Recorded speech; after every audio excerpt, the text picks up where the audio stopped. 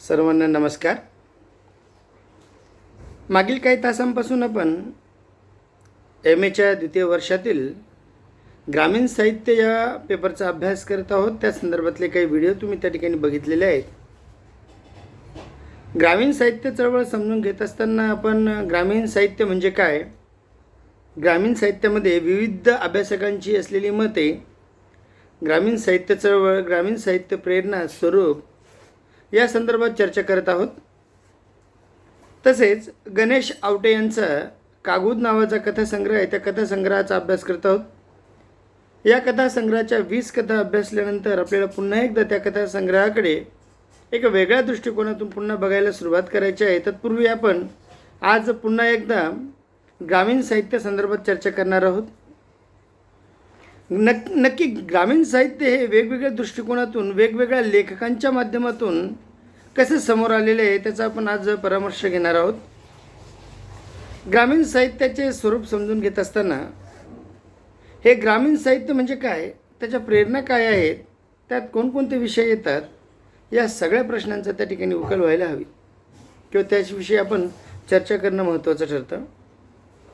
ग्रामीण साहित्यामधल्या कोणकोणत्या मोठ्या लेखकांच्या दृष्टिकोनातून ही साहित्य चळवळ त्या ठिकाणी पुढे होत गेलेली आहे, हिचा विकास होत गेलेला आहे, ते आपण त्या ठिकाणी बघणार आहोत. ग्रामीण साहित्य चळवळ, ग्रामीण साहित्य चळवळीची भूमिका, ग्रामीण साहित्य चळवळीचं ध्येय, तिचं तत्त्वज्ञान, या परिवर्तनाच्या प्रक्रियेतील सहभाग, या सगळ्या गोष्टींचा विचार होणं महत्त्वाचं ठरतं. मग ग्रामीण साहित्य चळवळ म्हणजे केवळ साहित्यिक चळवळ नाही, तर ती कलेच्या पातळीवरची समीक्षणात्मक सिद्धांतांच्या बदलाची कृती आहे. तर ती समाजाच्या बदलाचा वारसा देखील आहे. विविध क्षेत्रे, समाजामध्ये कलाक्षेत्र, इतिहास, राजकारण, संस्कृती, या सर्वांच्या बदलामध्ये या ग्रामीण साहित्याच्या विकासाच्या टप्प्यांना फार महत्त्व त्या ठिकाणी आहे असं आपल्याला दिसून येतं. ग्रामीण साहित्याच्या अनेक अभ्यासकांनी ज्या विविध प्रकारच्या व्याख्या केलेल्या आहेत त्या समजून घेतल्यास त्याच्या स्वरूपाचे आकलन आपल्याला त्या ठिकाणी व्यवस्थित पद्धतीने होऊ शकते असं मला त्या ठिकाणी वाटतं. ग्रामीण साहित्यिकांनी ज्या विविध प्रकारच्या व्याख्या केलेल्या आहेत त्या व्याख्या समजून घेत असताना आपण सर्वप्रथम म्हणजे काही लेखकांचे विचार आपण या ठिकाणी समजून घेणार आहोत की त्यांनी ग्रामीण साहित्याबद्दल कोणते विचार आपले या ठिकाणी व्यक्त केलेले आहेत. सर्वप्रथम आपण समजून घेऊयात की प्रसिद्ध लेखक द ता भोसले यांचं ग्रामीण साहित्याबद्दलचं मत काय आहे. ते काय म्हणतात की ज्याला आपण ग्रामीण साहित्य म्हणतो त्या साहित्याला जे वेगळेपण लाभलेले असते तसे ते विविध प्रकारच्या साहित्यातून आपल्याला दिसून येतं. नागर जीवनातील अनुभवसृष्टी आणि ग्रामीण साहित्यातील अनुभवसृष्टी एकच प्रकारची असते का, तर याचे उत्तर या दोन्हीमधला अनुभव कसा आहे यावरती आहे. आजच्या ग्रामीण साहित्याला तटस्थपणे न्याहाळले तर काय दिसते असा प्रश्न विचारून दत्ता भोसले आपल्या पुस्तकामध्ये लिहितात. ते म्हणतात, आजच्या ग्रामीण साहित्यात भूक, दारिद्र्य, अज्ञान, शोषण आणि उपेक्षा या गोष्टीमधून उद्ध्वस्त झालेल्या जीवनाचे चित्रण येते. म्हणजे काय, तर भूक, दारिद्र्य, अज्ञान, शोषण आणि उपेक्षा या सगळ्या भावना एकत्रित त्या ठिकाणी जिथे येतात, म्हणजे या 5 बाबींचं जिथे चित्रण त्या ठिकाणी येतं त्याला ग्रामीण साहित्य म्हणता येईल असं दत्ता भोसले त्या ठिकाणी म्हणतात.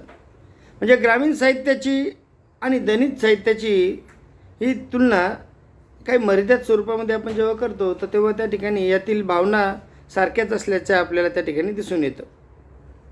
दत्ता भोसले काय म्हणतात, तर ग्रामीण साहित्याचे विशेष हे 1960 नंतर उदयाला आलेल्या वेगवेगळ्या साहित्य प्रवाहांनी आपल्याला दिसून येतं. म्हणजेच ग्रामीण साहित्यात येणारा निसर्ग, शेतीनिष्ठ जीवन, जीवनशैली, शोषण, निसर्गाशी येणारा संदर्भ किंवा संघर्ष, जातीव्यवस्था यावर ग्रामीण व अर्थव्यवस्था, नागरी जीवन व ग्रामीण जीवन, नागरी व ग्रामीण जाणीवेतील फरक, प्रादेशिक संस्कृती, बोलीभाषा अशा घटकांना ग्रामीण साहित्यामध्ये त्या ठिकाणी समाविष्ट केलेलं असतं. म्हणजे ग्रामीण साहित्यामध्ये या गोष्टींचा विचार केला तर आपल्याला अगदी तेथील जीवन, तेथील परिस्थिती, होणारा संघर्ष, अन्याय, अत्याचार किंवा निसर्गातून येणारे संकट या सगळ्यांचा त्या ठिकाणी विचार करावा लागतो. आणि यातूनच हे ग्रामीण साहित्य विशेष करून जन्माला येतं असं आपल्याला त्या ठिकाणी म्हणता येईल. म्हणजे ग्रामीण संस्कृतीचा अविभाज्य घटक म्हणजे निसर्ग, किंबहुना निसर्गाच्या अंगाखांद्यावरूनच या संस्कृतीचे लालन पालन, संवर्धन आणि विकसन झालेले आपल्याला दिसून येते.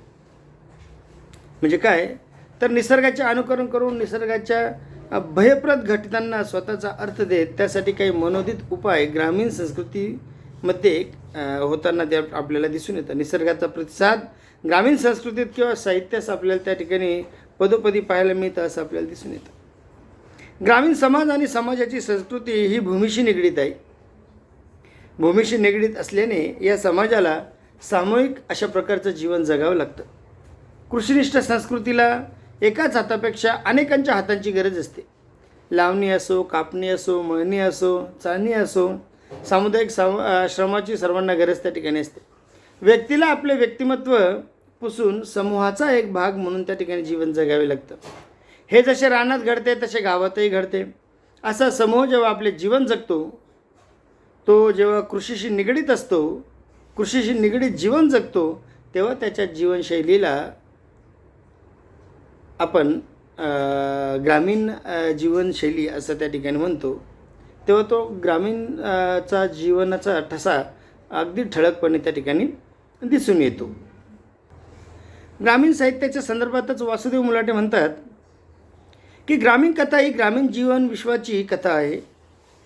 पर्यायाने ती ग्रामीण माणसाची कथा आहे.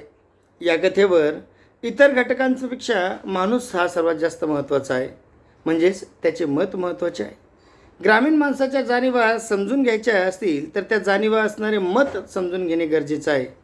माणसाच्या संस्कृतीच्या मुळाशी परिस्थिती किंवा अन्य बाह्य घटक आघात करणारे असतात आणि ते महत्त्वाचे देखील त्या ठिकाणी असतात. पण या सगळ्यामधून व्यक्त होणारे मनही त्या ठिकाणी अधिक महत्त्वाचे असते. म्हणून या साहित्याला वेगळेपण प्राप्त होते. त्यांच्या मते ग्रामीण साहित्यातून व्यक्त होणाऱ्या वेगळेपणामुळे त्याला स्वतंत्र मानावे लागते. वेगळेपण म्हणजे काय तर प्रदेश, वेगळा निसर्ग, वेगळ्या परंपरा, वेगळी भाषा, शेतीनिष्ठ व्यवसाय या सगळ्या घटकांचा परिणाम ग्रामीण साहित्यावरती होताना आपल्याला त्या ठिकाणी दिसून येतो. अर्थात एक गोष्ट आपल्याला इथे लक्षात घ्यावायची वाटते ती म्हणजे ग्रामीण साहित्यात अजूनही ते म्हणतात की बराचसा मोठा अनुभवाचा प्रदेश आहे हा. विशेषतः नव्या लेखकांनी या साहित्याला अगदी नवीन दृष्टिकोनातून बघणं त्या ठिकाणी गरजेचं आहे असं ते त्या ठिकाणी म्हणतात. र.बा. मंचरकर म्हणतात की 1940 ते 1960 या काळात प्रादेशिक म्हणून ओळखली जाणारी कादंबरी 1960 नंतर ग्रामीण म्हणून ओळखली जाऊ लागली. ग्रामीण जीवनावरील कविता, खंडकाव्ये, जानपद या नावाने ते ओळखले जाऊ लागले. कथा, कविता ग्रामीण म्हटली गेली तरी ग्रामीण व प्रादेशिक असे बिरुद लावले. आज या सर्वांना आपण ग्रामीण साहित्य म्हणतो असे ते त्या ठिकाणी म्हणतात. आनंद यादव देखील त्या ठिकाणी ग्रामीण साहित्याबद्दल सांगताना म्हणतात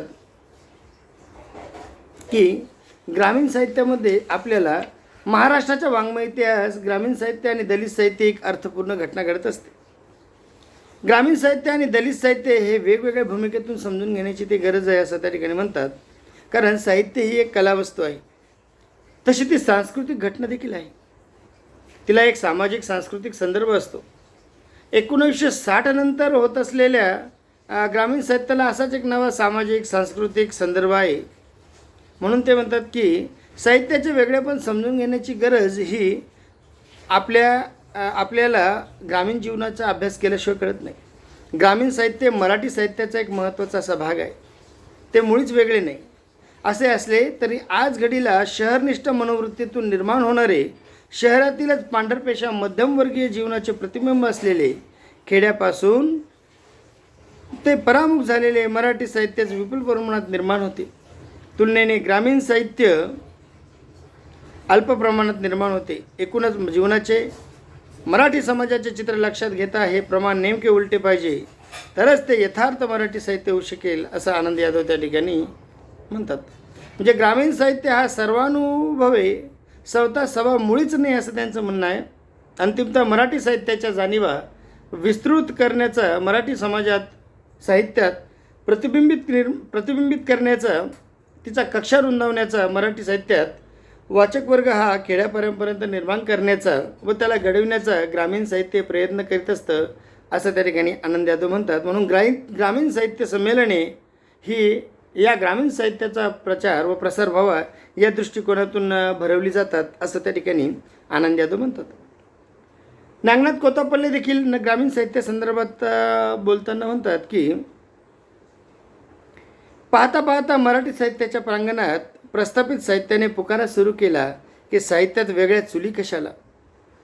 मराठी साहित्यात फुटीरता वृत्ती वाढते आहे असं बोलताना ते त्या ठिकाणी स्वतः विचार विमर्श करायला लागतात की ग्रामीण साहित्य हा येथील प्रस्थापनित नवीन जाहीरनामाच आहे का, सगळ्या नव्या साहित्य प्रवाराचे ते वैशिष्ट्य आहे का.